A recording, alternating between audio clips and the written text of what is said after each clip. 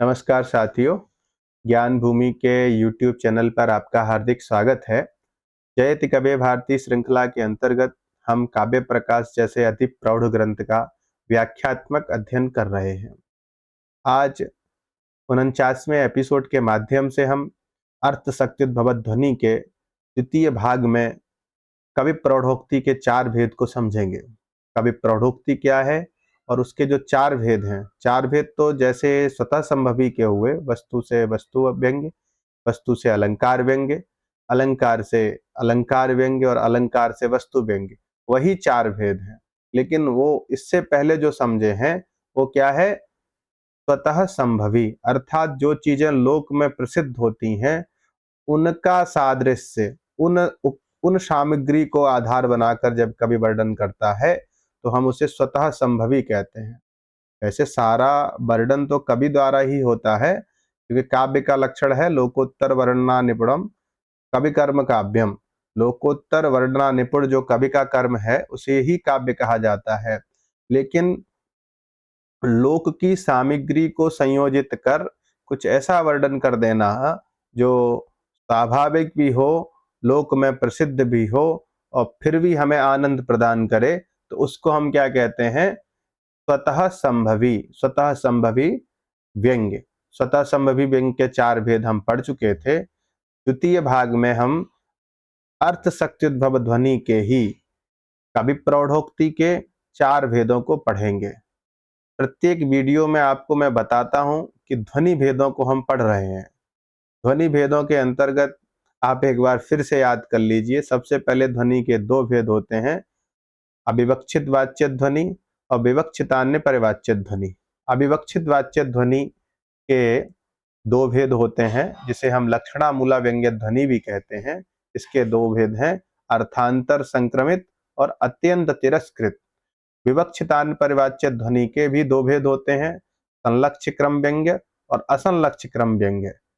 असंलक्ष्य क्रम व्यंग्य जो है उसकी बात करने से पहले ये संलक्ष्य क्रम व्यंग्य को बता रहे हैं। संलक्ष्य क्रम व्यंग्य के 3 भेद होते हैं, शब्द शक्त्युद्भव, अर्थ शक्त्युद्भव और उभय शक्त्युद्भव। इसमें जो शब्द शक्त्युद्भव है उसके 2 भेदों पर बात हो गई है, वस्तु से अलंकार व्यंग्य और माफ करिए, वस्तु व्यंग्य और अलंकार व्यंग्य। उसमें वस्तु से वस्तु और अलंकार से अलंकार वाली बात हो ही नहीं सकती, क्योंकि वो शब्द से उत्थ ध्वनि है।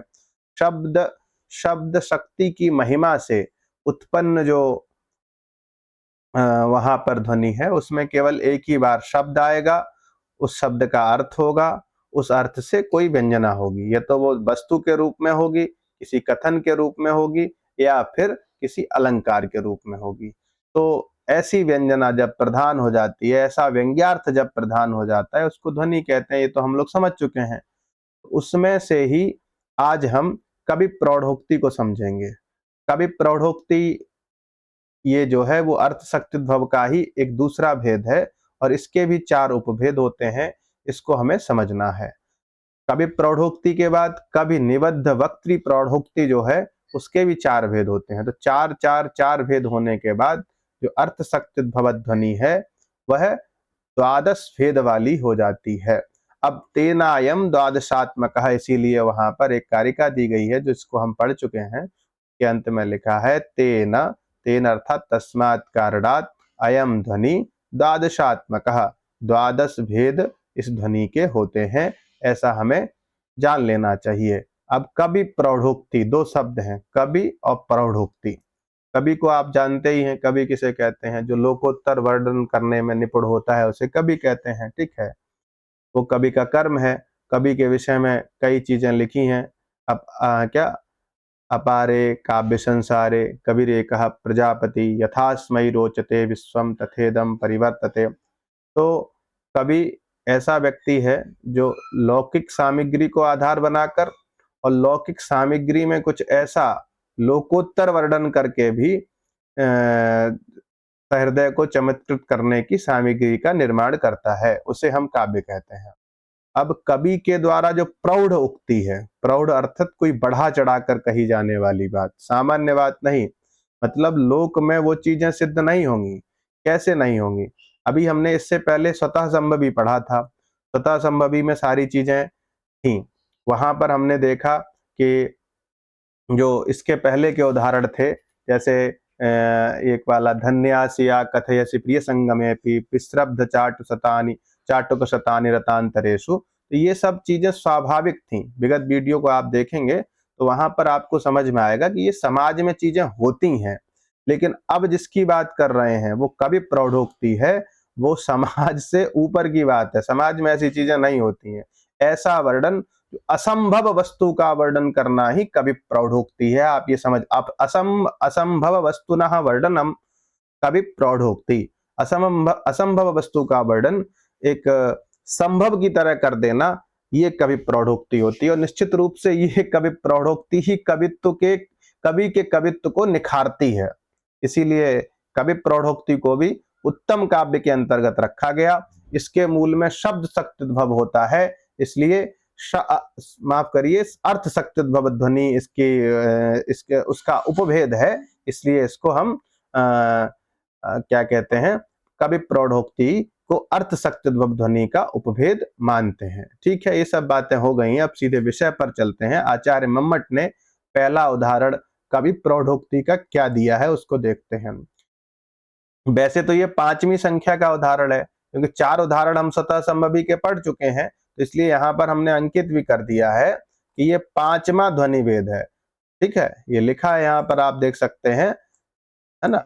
कवि प्रौढ़ोक्ति ही, कवि प्रौढ़ोक्ति में भी अवान्तर भेद है। वस्तुना वस्तु व्यंग्यस्य, वस्तु से वस्तु व्यंग्य का है। वस्तु का मतलब हम पिछली वीडियो में कई बार बता चुके हैं, कथन। और इसको और सामान्य भाषा में समझेंगे तो बात। क्या? बात। वस्तु का मतलब कोई बात। अब बात किसी वाक्य के द्वारा ही तो होती है, तो एक वाक्य से जब दूसरा कथन या दूसरी बात व्यंजित होती है तो हम उसको वस्तु से वस्तु व्यंग्य मानते हैं। वस्तु से वस्तु व्यंग्य में ये उदाहरण दिया जा रहा है। इसमें कोई कवि है जो किसी राजा की स्तुति कर रहा है, और राजा की स्तुति में इतना ज्यादा बड़ी बात कह दे रहा है, इतनी इतनी ज्यादा बढ़ा चढ़ा के कह दे रहा है कि कुछ पूछो ही मत। सामान्य रूप से आप समझिए कि राजा की कीर्ति की प्रशंसा कर रहा है। राजा की किसकी प्रशंसा कर रहा है? कीर्ति की। अब कीर्ति का मतलब क्या है? राजा का यश इतना विस्तारित है कि राजा का जो कीर्ति है उसको कौन गाता है? विबुध रमणीय गीयमानाम यदीयाम कीर्तिम श्रुत्वा। विबुध मतलब होता है देवता, और उनकी जो रमणियां हैं, उनकी जो स्त्रियां हैं, उनको अप्सराएं कहते हैं। और उन अप्सराओं के द्वारा जो गाई जा रही है ऐसी कीर्ति को सुनकर, ठीक है, कीर्ति का जो रंग है उसको सफेद कहा गया है। क्या क्या है? स्वच्छ होती है कीर्ति।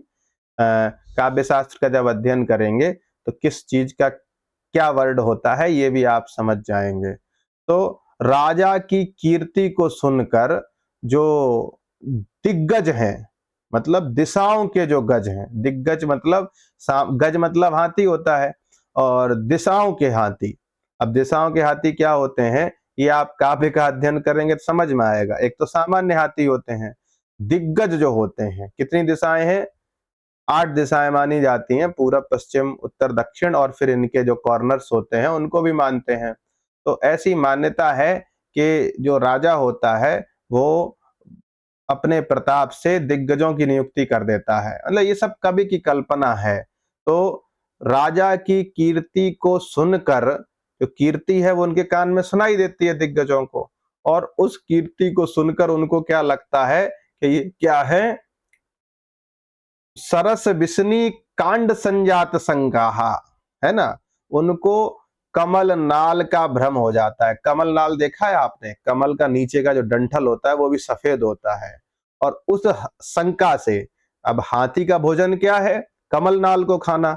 अब कमल नाल और कीर्ति कैसी होती है? सफेद। तो वो जब सुनते हैं तो उनको लग रहा है कमल नाल पास आ रहे हैं, तो अपने कानों के पास में हस्तमावर्तयंती, अपनी सूंड को ले जाते हैं। अब देखो, मतलब कोई पंडित कवि है वो कह रहा है कि आपकी कीर्ति इतनी ज्यादा फैली हुई है कि देवताओं की स्त्रियां गाती हैं। अब चलो यहां तक तो बात ठीक थी कि देवताओं की स्त्रियां गाती हैं। अब उस कीर्ति को सुनकर जो दिग्गज हैं, मतलब दिग्गज जो होते हैं वो सजीव प्राणी नहीं होते हैं, कल्पना की ही बात है, वो कमल नाल की शंका से अपने कानों के पास हाथों को सूंड को ले जाते हैं कि भैया इनको लग रहा है कि यहीं एकदम पास में आ गए हैं। तो ये कल्पना जो है वो निश्चित रूप से कवि ही कर सकता है, और ये कवि प्रौढ़ोक्ति है, प्रौढ़ रूप से बहुत ज्यादा बढ़ा चढ़ा के जो बात कही गई है। अरे भाई, राजा की प्रशंसा करनी थी, कुछ सामान्य बात ही बोल देते। अब इतनी बड़ी बात बोल रहे हो कि दिग्मातंगाः श्रवण पुलिने हस्तमावर्तयन्ति, ये थोड़ा विस्तार वाली बात हो गई, बहुत बढ़ा चढ़ा के हो गई। अब ये तो बात हो गई, आप प्रसंग समझ गए। अब यहां पर समझ लीजिए किस प्रकार से किस शब्द का क्या अर्थ है। वाक्यार्थ बोध ऐसे होगा, यदियाम कीर्तिम, है ना, कैसे यद याम कीर्तिम, प्रसिद्ध कीर्तिम, जो राजा की जो प्रसिद्ध कीर्ति है, कैसी कीर्ति है, विबुध रमणीय रमणी गीयमानाम, विबुध रमणी अर्थात देवताओं की स्त्रियों के द्वारा गाई जाने वाली जो कीर्ति है उसको सुनकर दिग्मातंगाः अर्थात दिग्गज श्रवण पुलिने कर्ण तट पर अपने हस्तमावर्तयंती हाथों को पास लाते हैं, अर्थात सूंड को पास लाते हैं। ठीक है, क्यों लाते हैं, तो सरस विशनी कांड संजात शंकाः, सरस विशनी, सरस अर्थात मधुर, विशनी अर्थात होता है कमल, और कांड होता है उसका नाल, और उसकी शंका से, है ना, राज संबंधिनीम कीर्तिम श्रुत्वा, राजा से संबंधित कीर्ति को सुनकर, सरस अर्थात अत्यंत स्निग्ध, अत्यंत कोमल, विष्णी कांडस्य, विष्णी कांड अर्थात कमल नाल की, कमलिनी मृडालस्य संजाता शंकाः भ्रांतिर येषाम एवं भूताः अतएव त्रस्तापांगाः, त्रस्तापांग मतलब अपने नेत्रों को भी पीछे ले जा रहे हैं, देख रहे हैं क्या ये क्या कमलिनी कमलिनी कमलिनी दंड ही है, कमल नाल है कि नहीं। तो इस तरह से अपने नेत्रों को ऐसे करके त्रस्त कर रहे हैं, मतलब उनको पीछे घुमा रहे हैं। त्रस्तापांगाः अर्थात तिर्यक भूत नेत्र प्रांताः, जब हम कोई चीज ऐसे करके देखते हैं साइड से बिना गर्दन घुमाए तो हमारी आंख की जो पुतली है वो पीछे जाती है। तो उनको भी ऐसा लग रहा है कि कीर्ति जब सुनाई जा रही तो वो सफेद होती है, और उसकी उपमा किसमें दिखा दी गई है, विष्णी कांड में, विष्णी कांड अर्थात कमल नाल में। तो ये जो प्रसंग है इसको समझिए। अब एक विशेषण दिया है दिग्मातंगाः, इसका विशेषण दिया है त्रस्ताः पांगाः, तिर्यक भूत नेत्र प्रांताः, तिरछे नेत्रों से जो युक्त है ऐसे दिग्गज, श्रवण पुलिने, अब श्रवण को क्या बनाया, पुलिन, अरे भैया जो कमल नाल है वो किसी जल में ही तो होगा, और जल होगा तो उसका तट भी होगा, तो श्रवण अर्थात कर्ण, और कर्ण को क्या बना दिया, तट बना दिया। तो श्रवणम एव श्रवणौ एव पुलिनम, पुलिनः जो भी है वो क्या हो गया, यहां पर रूपक है, श्रवण पर पुलिन का आरोप कर दिया है। और उस श्रवण पुलिने, अरे भाई कमल नाल जब तालाब में लगा होगा तो तालाब में सूंड ऐसे घुमाएगा, जो गज है, सामान्य गज है, लेकिन ये दिग्गज हैं, और इनको कीर्ति का भ्रम किसमें, कीर्ति से क्या लग रहा है उनको कि कमल नाल हमारे कान के समीप है, कमल सुनाई दे रही है कान में। तो श्रवण को, कर्ण को क्या बनाया, पुलिन बनाया, तट बनाया, और उस तट पर अपने हाथों को आवर्तयंती अर्थात मुहु मिहु व्यापारयंती, चालयंती, बार बार चला रहे हैं उस भ्रम से। तो ये त्रस्तापंगाः जो है वो दिग्मातंगा का विशेषण है, और उन्हीं को सरस विष्णी कांड संजात शंकाः, ये भी विशेषण दिग्मातंगा का है, अर्थात कोमल कमल नाल से उत्पन्न जो शंका है, और उस शंका के कारण श्रवण पुलिने हस्तमावर्तयंती कर्ड के तट पर, कर्ड रूपी तट पर अपने हाथों को चला रहे हैं, सूंड को चला रहे हैं। सूंड से ही तो वो कोई चीज खाते हैं ना, जो सामान्य दिग्गज होते हैं। क्यों, अब ऐसा भ्रम क्यों हो रहा है? तो ऊपर वाले दो लाइनें हैं, उनको आप समझेंगे तो समझ में आएगा। यद याम कीर्तिम, क्या है? यदीयाम कीर्तिम का मतलब है प्रकृत राज संबंधिनी। प्रकृत मतलब जिस राजा का वर्णन वो कभी कर रहा है, उस राजा से संबंधित जो कीर्ति है, उस कीर्ति को सुनकर। अब वो कीर्ति सुनकर, अब कीर्ति कौन गा रहा है? तो विबुध रमणीय गीयमानाम, विबुधानाम अमराणाम, अमराणाम रमणी भी, अप्सरो भी, कर्त्री भी, गीयमानाम यदीयाम प्रकृत राज संबंधिनीम कीर्तिम, ये अर्थ होगा यहाँ पर। ठीक है, ऐसी कीर्ति को सुनकर। अब वो कीर्ति गाई कहाँ जा रहा है, कहाँ गाई जा रही है और किस प्रकार गाई जा रही है?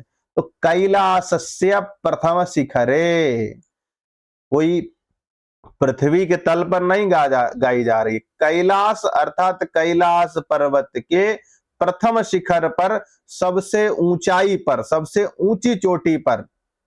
और कैसे गाई जा रही है? बेणु सम्मूर्छनाभि। बेणु सम्मूर्छनाभि का तात्पर्य यहां पर क्या है? बेणूनाम वंशवाद्यानाम सम्मूर्छनाभि राग विशेषैहि कर्णभूतैहि, कर्णभूतैहि। अब देखो, सम्मूर्छना एक संगीत का पार्ट है। वहां पर संगीत में कई चीजें होती हैं, जिनमें से सम्मूर्छना का भी बहुत बड़ा महत्व है और उसको संगीत शास्त्र का एक अंग माना जाता है। स्वरः सम्मूर्छितो यत्र रागताम प्रतिपद्यते मूर्छनामिति ताम प्राहुर गति तत्वविदो जनाः। अर्थात जहां स्वर वृद्धि को प्राप्त होकर संगीत का रूप धारण कर लेता है, ये टीकाकार है एक ज्योतिषमती टीकाकार, वो कह रहे हैं जहां स्वर वृद्धि को प्राप्त होकर संगीत का रूप धारण कर लेता है, उसे संगीतज्ञ मूर्छना कहते हैं।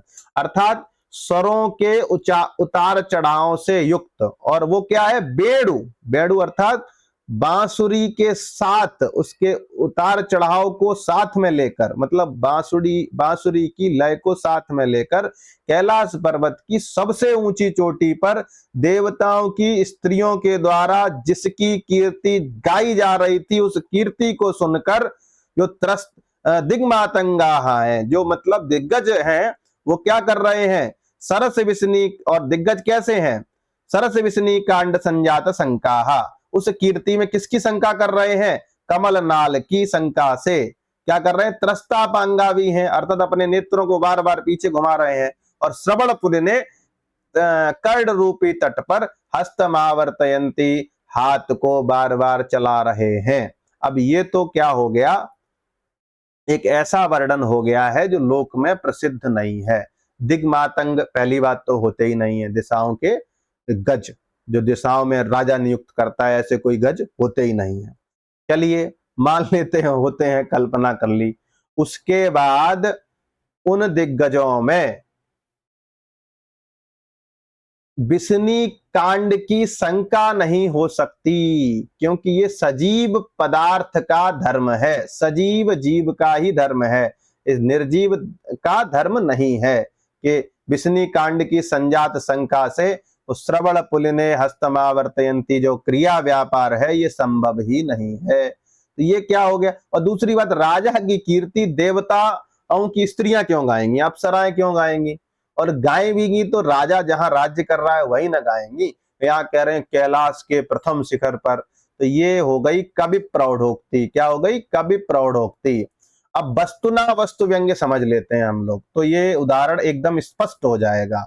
अत्र वस्तुना, यहाँ वस्तु के द्वारा क्या है? येषाम अपि अर्थाधिगमो नास्ति, जिन लोगों को अर्थ का भी बोध नहीं होता है, जिनके अंदर ऐसी शक्ति ही नहीं है। दिग्मातंग कैसे होते हैं? ये कल्पनापूर्ण चीज है ना, उसमें अर्थ का अवगम नहीं हो सकता है।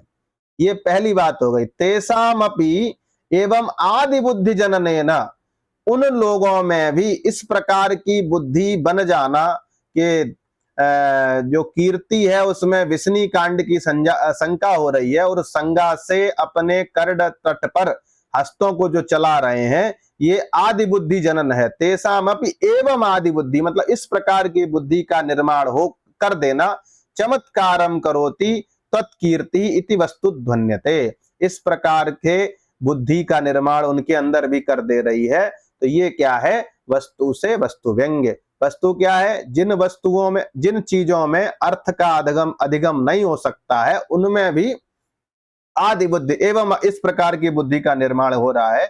ये क्या है? वस्तु से वस्तु व्यंग्य है। कभी प्रौढ़ोक्ति तो स्पष्ट ही हो गई है, क्योंकि ऐसी बढ़ा चढ़ा के बात कही गई है कि आप लोग भी यहाँ समझ ही सकते हैं कि ये सब चीजें होती नहीं है, फिर भी काव्य निर्माण में इस प्रकार की संभावना देखी जाती है, और निश्चित रूप से ये काव्य को उत्तम कोटिक बनाती है। इसलिए इसको कवि प्रौढ़ोक्ति, वस्तु से वस्तु व्यंग्य, अर्थ शक्त्युद्भव का ये पहला भेद है। और अर्थ शक्त्युद्भव जो है वो क्या है? संलक्ष्य क्रम व्यंग्य ध्वनि का भेद है। संलक्ष्य क्रम व्यंग्य ध्वनि विवक्षितान्य परिवाच्य ध्वनि का है। यहाँ पर कनेक्शन आपको जोड़ना है। विवक्षितान्य परिवाच्य ध्वनि में क्या होता है?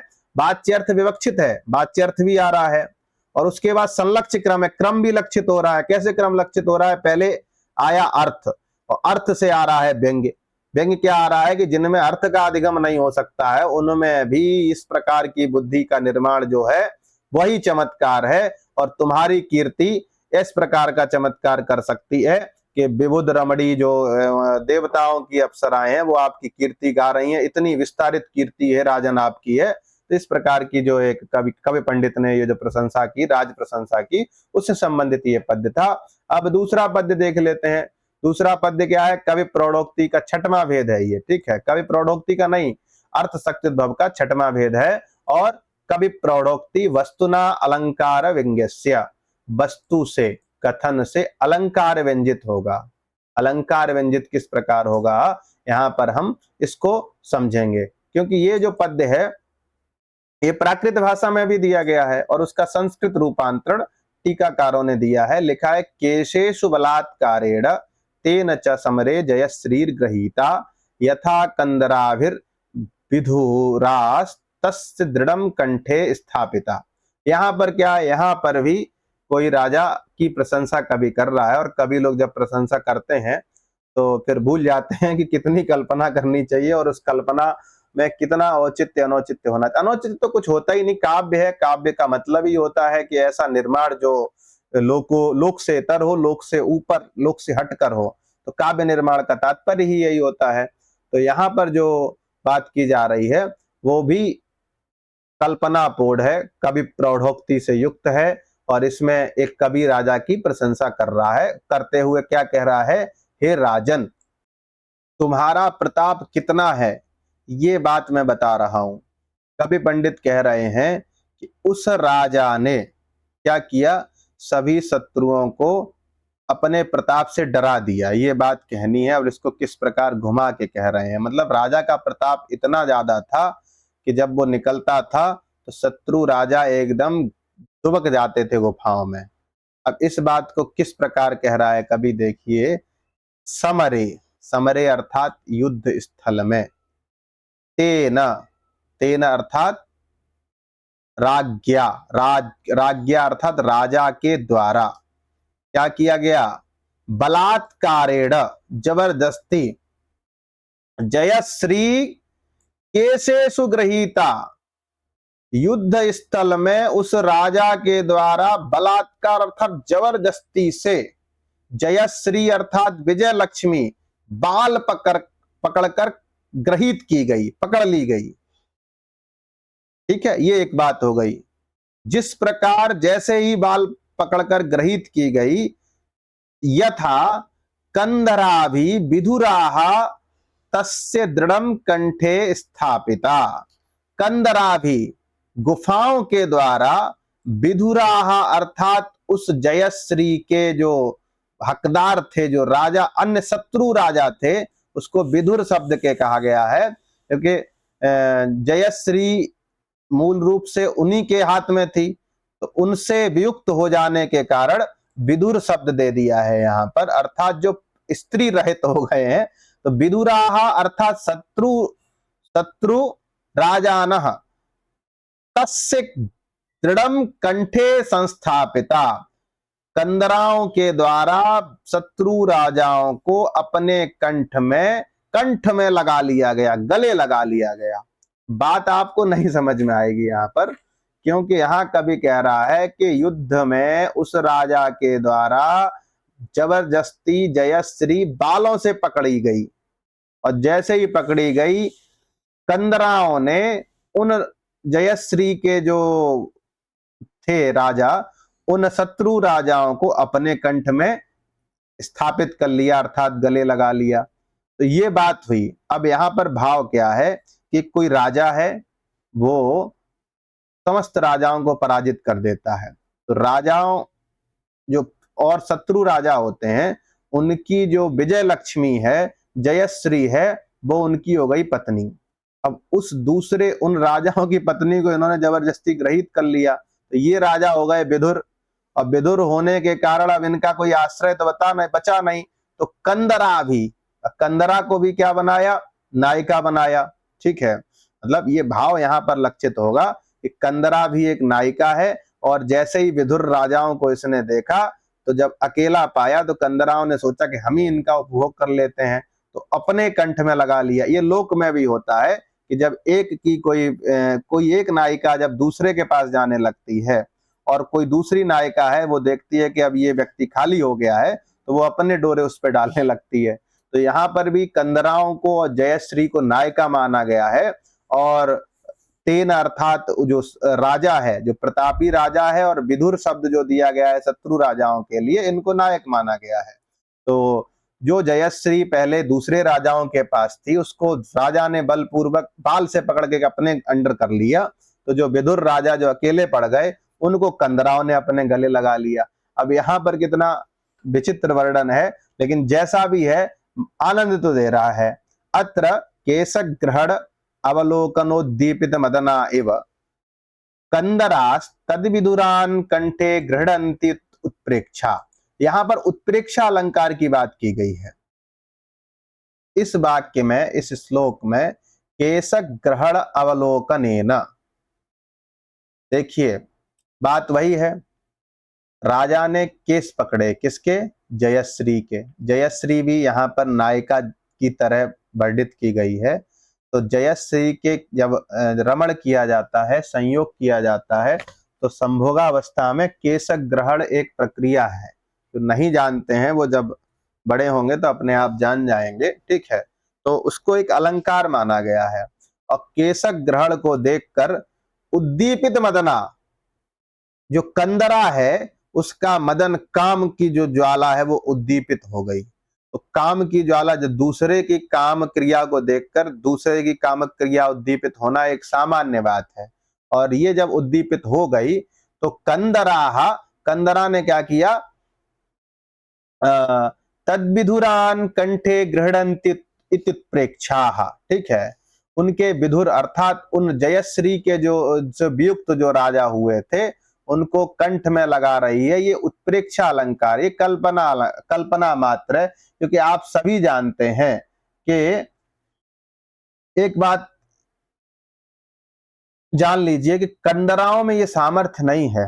कंदरा निर्जीव, कंदरा अर्थात गुफा किसी को गले नहीं लगा सकती। तो ये जो वर्णन किया है वो कवि प्रतिभा प्रौढ़ है, ये कवि प्रतिभा से संबद्ध है, कवि प्रतिभा निबद्ध वस्तु है। यहाँ पर लोक में कंदराएं कभी किसी को कंठ में नहीं लगा सकते क्योंकि उनमें ये सामर्थ्य नहीं होता है। तो ये यहाँ पर एक वस्तु हुई। तो अत्र केशक ग्रहणावलोकनेन उद्दीपित मदना, ये कौन है, उद्दीपित मदना कौन है, कंदराहा। क्यों उद्दीपित, क्यों काम उसका उद्दीपित हो गया, तो बोले केशक ग्रहण देखकर। क्या देखकर, केशक ग्रहण देखकर। किसका केशक ग्रहण, जयश्री का। तो उससे उद्दीप अर्थात उसका काम जो हो गया। मैं बार बार आपको समझा रहा हूं क्योंकि आप इन स्थलों को अच्छे से समझ जाएं, नहीं तो मुझे तो एक ही बार में समझ में आ रहा है। ठीक है, आप बार बार कनेक्ट कर दिए इन सब चीजों, क्योंकि ये शास्त्र है, और शास्त्र का जब तक अभ्यास नहीं होगा, बार बार अर्थ नहीं लगाएंगे, तब तक उसको समझ में नहीं आ सकता है। तो कंदराः तद्विधुरान कंठे गृह्णन्ति प्रेक्षा, एकत्र संग्रामे विजय दर्शनात् तस्य अरयः पलाय गुहासु तिष्ठन्तीति इति काव्य हेतु अलंकार। अब काव्य देखो, उत्प्रेक्षा में क्या होता है, संभावना की जाती है ना, किसमें, प्रकृत में, है ना। प्रकृतस्य समेन यत्, प्रकृत अर्थात उपमेयस्य, समेन अर्थात उपमानेन, उपमेय की उपमान में संभावना की जाती है। यहाँ पर उपमेय कौन है, तो बोले कंदरा वाला प्रकरण, और उपमान कौन है, जयश्री वाला प्रकरण। तो जयश्री ने जो कार्य किया वही कार्य ये भी कर रही हैं, कौन, कंदराएं। तो ये यहाँ पर उत्प्रेक्षा की संभावना हो जा रही है। काव्य हेतु अलंकार में क्या होता है, काव्य हेतु का है कि हेतुर वाक्य पदार्थता, जब वाक्य या पदार्थ, वाक्यार्थ, ये पदार्थ किसी बात के लिए हेतु बनते हैं तो उसको क्या कहते हैं, काव्य लिंग अलंकार कहते हैं। काव्य लिंग या काव्य हेतु अलंकार एक ही बात है, ठीक है। तो उसमें क्या, एकत्र संग्रामे विजय दर्शनात्, संग्राम में एक वर्णन क्या है, संग्राम में विजय किसकी देखी गई, राजा की, और उस विजय को देखकर, ये हेतु हो गया, उस विजय को देखकर तस्य अरयः, अरयः अर्थात शत्रु, पलाये अर्थात पलायन करके, गुहासु तिष्ठन्ति इति काव्य हेतु अर्थात काव्य लिंग अलंकार है यहाँ पर। क्योंकि संग्राम में राजा की विजय हो गई, और विजय होने से ही उसने जयश्री को अपने कब्जे में कर पाया। जयश्री अर्थात जीत का जो क्या कहते हैं, जश्न, जीत की जो कीर्ति है, जीत की जो जीत रूपी जो यश है, तो वो क्या है, उसकी विजय देखकर जो शत्रु राजा थे वो कहाँ घुस गए, गुफाओं में घुस गए। अब एक और अलंकार है यहाँ पर, न पलाय गतास्तद्वैरिडोपि ततः पराभम संभाव्य तान कंदरान न त्यजन्ति इति अपहनुतिश्च। अपहनुति क्या होती है, प्रकृतम यद निषिध्यात् अन्यत् साध्यते सातु अपहनुति। अर्थ, शत्रु भाग कर नहीं गए, शत्रु जो हैं वो उस राजा से पराजय की संभावना करके कंदराओं को छोड़ नहीं रहे हैं। ये अपन्नुति अलंकार की ध्वनि भी यहाँ पर है। तो इस प्रकार यहाँ पर एक सामान्य बात वस्तु से अलंकारों की व्यंजना हो रही है। तीन तीन अलंकार हो रहे हैं। अब तीन तीन होने से यहाँ संकरालंकार भी हो सकता है। तो ये यहाँ पर अलंकारों की वस्तु से अलंकार ध्वनि का ये उदाहरण है। इसको आप समझ सकते हैं, और मुझे लगता है इतना बताने के बाद तो स्पष्ट हो ही गया होगा कैसे उत्प्रेक्षा है, कैसे काव्यलिंग है। काव्य हेतु और काव्यलिंग एक ही बात होती है, इसमें किसी प्रकार के संदेह की संभावना मत कीजिए। और अपन्नुति अलंकार किस प्रकार है ये भी बता दिया कि तस्य अरयः न पलाय गतास्तद्वैरिडः, अर्थात उसके शत्रु डर कर नहीं भाग गए, अपितु ततः पराभवम संभाव्य, पराजित होकर नहीं गुफाओं में घुसे, पराभव की संभावना मात्र करके कंदराओं अर्थात गुफाओं को नहीं छोड़ रहे हैं, डर ही इतना है। तो ये भी किसी पंडित के द्वारा किसी राजा की प्रशंसा की गई है, उससे संबंधित ये पद्य था। और उसमें किस प्रकार कवि प्रौढ़ोक्ति के वस्तु से अलंकार व्यंग की जो स्थिति बनती है उसको हमने यहाँ पर समझा। सातवां भेद कवि प्रौढ़ोक्ति अलंकार से वस्तु व्यंग का है। उसमें एक ये पद्य है, गाढ़ा लिंगन रवसोद्यते दैते लघु समपसरति मनस्शून्यमान पीडन भीतः इव हृदयात्। इसका भाव ये है, इसका मतलब प्रसंग क्या है, जब प्रसंग समझ लोगे तभी पद्य समझ में आएगा, क्योंकि ये कवि प्रौढ़ोक्ति वाले पद्य हैं। इसमें कोई भी ऐसी चीज का वर्णन नहीं आपको मिलेगा तो लोक में संभव हो। पिछले वाले श्लोक में जो दिग्मातंगा श्रवण पुलिने कर्णमा हस्तमावर्तयंती जो बताया गया था, उसमें भी ये सब संभावना नहीं थी, दिग्गज होते ही नहीं। दूसरा उदाहरण, कंदराओं में गले लगाने का सामर्थ्य ही नहीं हो सकता, और विजय श्री के बाल ही नहीं हो सकते हैं, तो उसको बलात्कार से पकड़ा कैसे जा सकता है। तो ये सब चीजें क्या है, लोक में प्रसिद्ध नहीं होती हैं, कभी अपनी प्रतिभा के बल से उनका वर्णन करता है। तो यहाँ पर ये जो पद्य दिया है, ये मनस्शून्यमानः पीडन भीतः इव हृदयात्, इसका प्रसंग इस प्रकार है कि कोई मानिनी नायिका है, और मानिनी नायिका मतलब घमंडी नायिका जो अपने प्रियतम से रुष्ट हो गई है। अब उसके मान का दलन कर रही है, उस मान को भंग करने का प्रयास एक उसकी सखी कर रही है।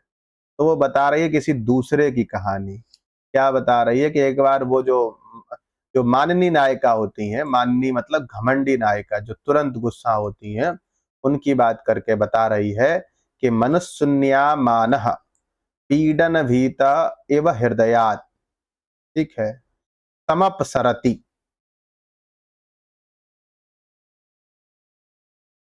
मनुशून्या मानः पीडन भीत एव हृदयात् समपसरति। एक से चार्जिंग।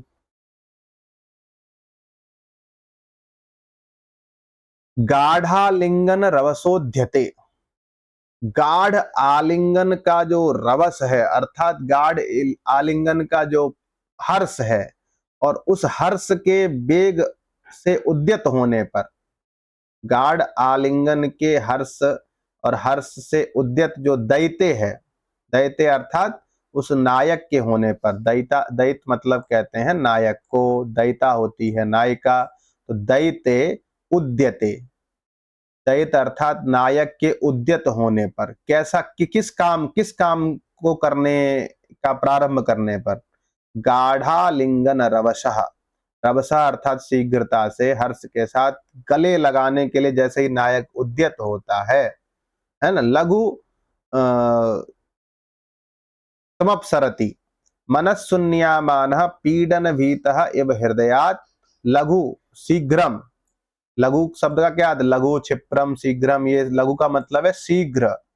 मनःशून्या मतलब उस माननीय नायिका का जो मान अर्थात घमंड है, जो क्रोध में वो उससे नाराज हो गई थी, वो घमंड गले लगने से बीच में न कहीं दब न जाए, पीडन भीतः पिस न जाए, इस मानो इस भय के कारण, हृदयात लघु अर्थात शीघ्र, समपसरति अर्थात भाग जाता है।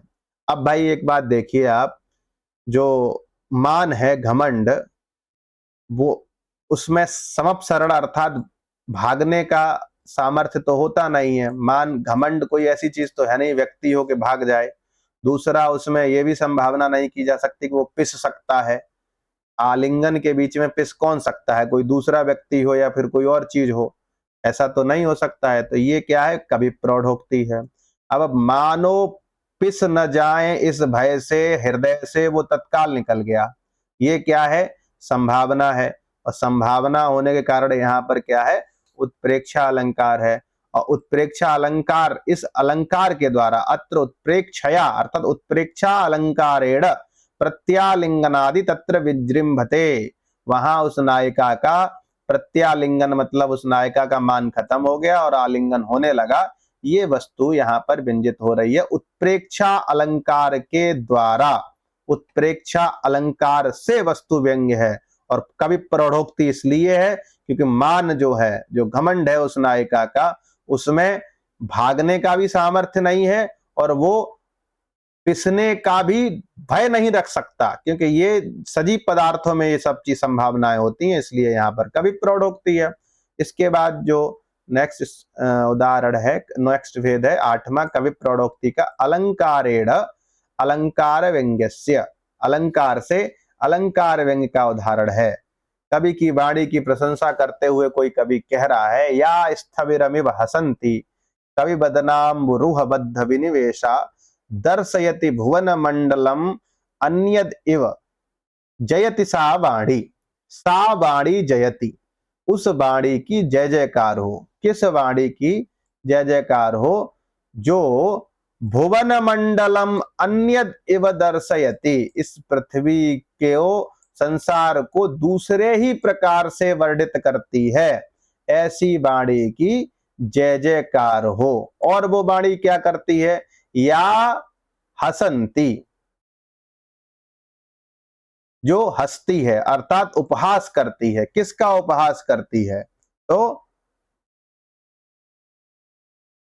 स्थविरम, स्थविर अर्थात ब्रह्मा को कहते हैं, जो ब्रह्मा का भी उपहास करती है। ब्रह्मा अर्थात नियति, जो इस विधाता है, जो संसार की सृष्टि बनाता है, और उस सृष्टि का जो वास्तविक स्वरूप है उससे व्यतिरिक्त जो वर्णन करती है, वो कवि की वाणी सर्वोत्कृष्ट है। कहाँ रहती है वो, कवि बदनाम रूह बद्ध विनिवेशा, कवि के बदन, बदन रूपी अम्बुरूह, अम्बुरूह अर्थात होता है, एक सेकेंड भाई क्या गड़बड़ी, अर्थात कवि बदनाम बुरूहा से तात्पर्य यहां पर है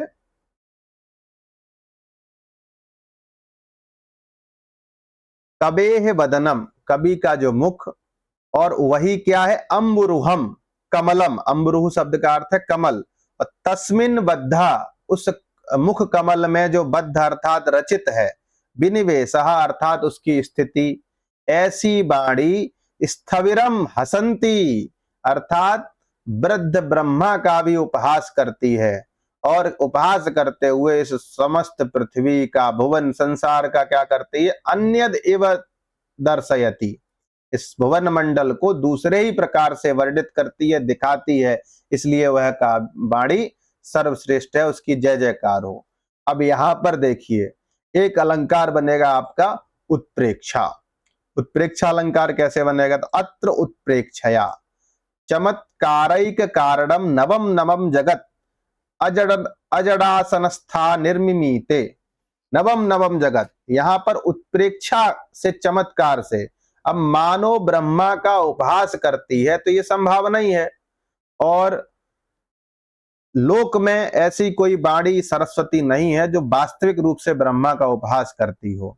तो उत्प्रेक्षा से जो चमत्कार है, उस चमत्कार में एकमात्र कारण नए नए जगत चेतन का आसन पर स्थित होकर निर्मित करती है ना। जो ब्रह्मा है वो कहां पर रहते हैं, कमल के आसन पर। तो कमल का आसन कैसा है, निर्जीव आसन है। देखिए किस प्रकार यहां पर, पहले उत्प्रेक्षा तो आप समझ ही गए कि मानो ब्रह्मा का उपहास करती है, जो ये संभावना है इस प्रकार की, तो ये तो हो गई उत्प्रेक्षा। और उत्प्रेक्षा से क्या हो रहा है, उत्प्रेक्षा चमत्कारिक कारणम, चमत्कार का एक कारण क्या है, नवम नवम जगत, नए नए संसार का निर्माण करती है। ब्रह्मा की सृष्टि क्या है, वही बनाती है, आकाश, वायु, पृथ्वी, जल, वन, वृक्ष, नदी, तालाब, यही सब बनाती है ना। मनुष्य और 84 लाख प्रकार की जो योनियां हैं उनका निर्माण करती है। लेकिन और क्या है, अजड़ासनस्था निर्मिमीते, ठीक है। ब्रह्मा की जो सृष्टि है, तो ब्रह्मा किस पे बैठ के बनाता है, कमल के आसन पर। तो कमल का जो आसन है वो जड़ आसन है, जड़ आसन मतलब निर्जीव आसन है।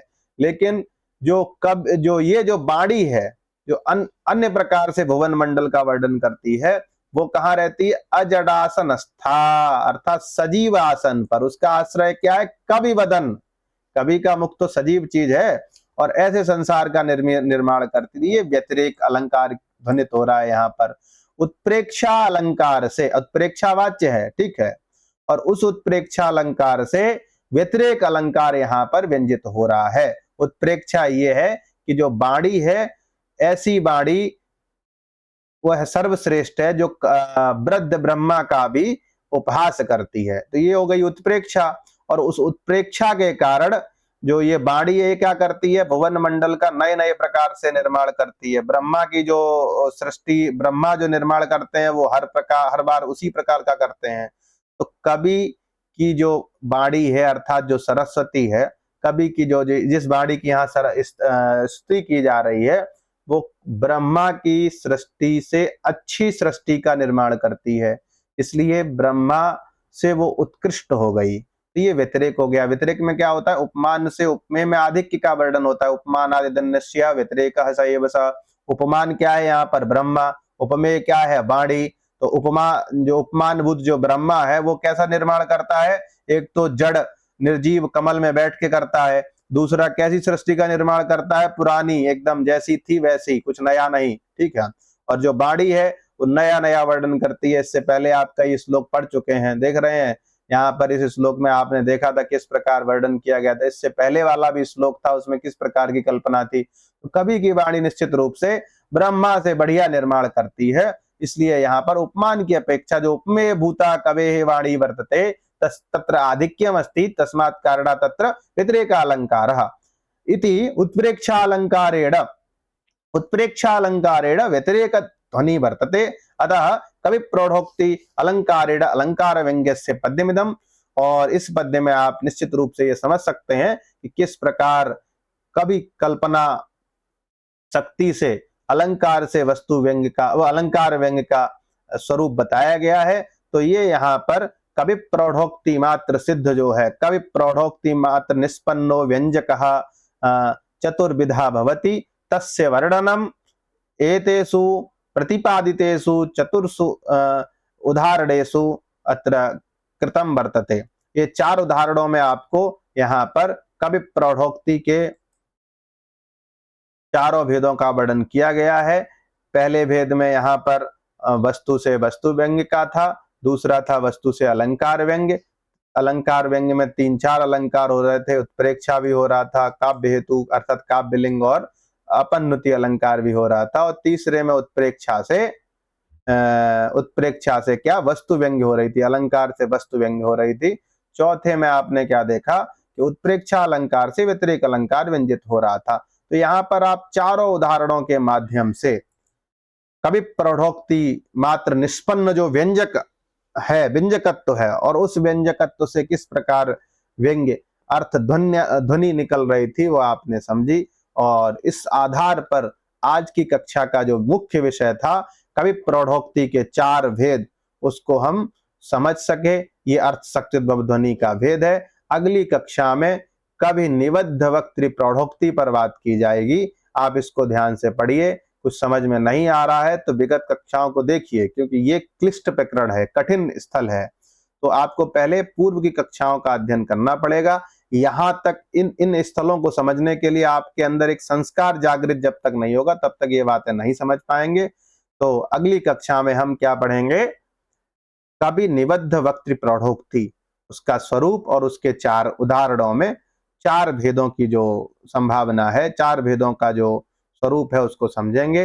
तब तक के लिए आपको नमस्कार, और इस कक्षा में समुचित रूप से अध्ययन करने के लिए आप सभी को धन्यवाद। इसी प्रकार काव्य शास्त्र के इस महत्वपूर्ण ग्रंथ काव्य प्रकाश को पढ़ते रहें। धन्यवाद।